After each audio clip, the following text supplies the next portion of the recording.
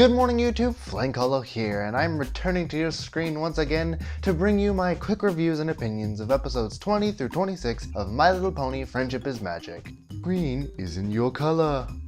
You know, sometimes in the off seasons I sit around wondering to myself, is this show really that good? Am I just fooling myself into liking some half-witted kids television program with no effort put into it at all?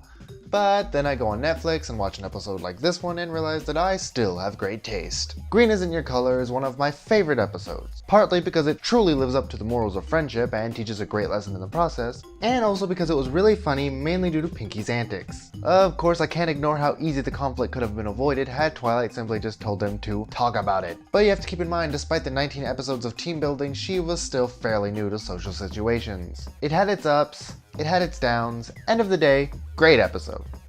Over a barrel.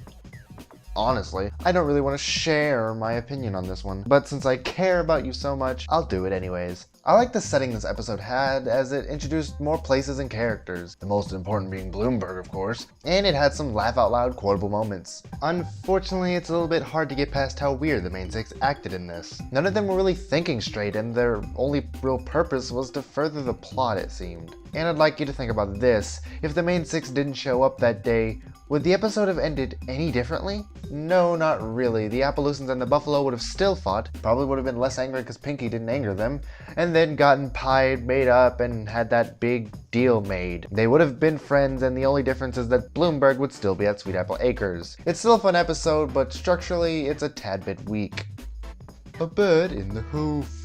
That is a jerk bird. That is a strange yellow burrito. And Twilight Freaks are still amazing. This episode was fun, simple, and it continued to show how useless the guards are. I really like the design they gave the phoenixes too. Honestly, there just isn't much to say. The story was pretty silly yet solid given how crazy these characters can get, and I personally thought that what little time we had with the many characters that we got were just great. The Cutie Mark Chronicles. Wait, this was a season 1 episode? Wow. I could have sworn this took place when the show was more solidified, but nope, it was here all along. Giving the main six more background beyond them being friends was both interesting and important in making them strong characters, even if it technically was still about them being friends. It also kind of makes a case for the whole destiny thing that they keep waving over our heads. Philosophical world workings aside, I think that using the CMC to work each story into an almost anthologic type episode while still telling a fun narrative was done masterfully and creatively. 10 out of 10. Would cutie again. Oh wait. All's well that ends well.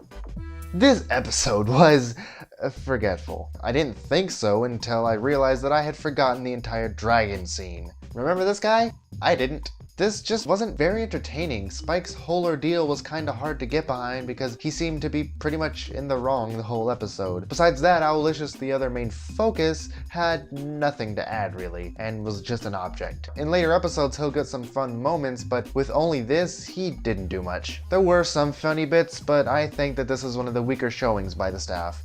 Party of one.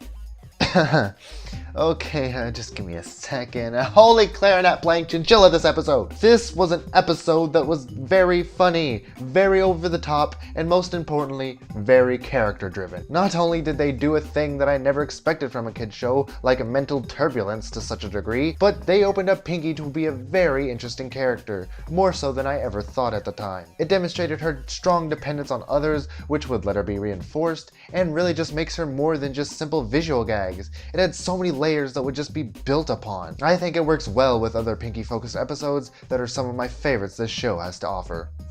The best night ever.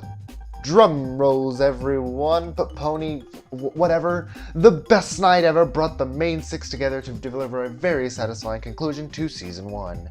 It had all the makings of a good episode. It was set in a place we had rarely seen. It featured an event that had previously been mentioned multiple times for slight build-up, and it was head set on twisting the bored old happily ever after trope. I'm not saying it reinvented the wheel or anything, but I really liked how things played out. I really have no complaints besides Rarity being kind of manipulative in the not nice way, if there even is a nice way, but I can accept accepted to be a part of her character. Speaking of which, all of them were just great. They all had a time to shine and they all made this episode great. This really is just one simple example of the many slice of life episodes that make me smile on impact. And with that, I have finished reviewing, or opinionating, Season 1 of MLP. You can click this annotation or the description link to see the playlist of prior episodes or the ones yet to come. Tell me what you think of the episodes or this video in the comments below. Like and subscribe if you want to see more. I do mass episode reviews and analytical headcanon style videos every week or so.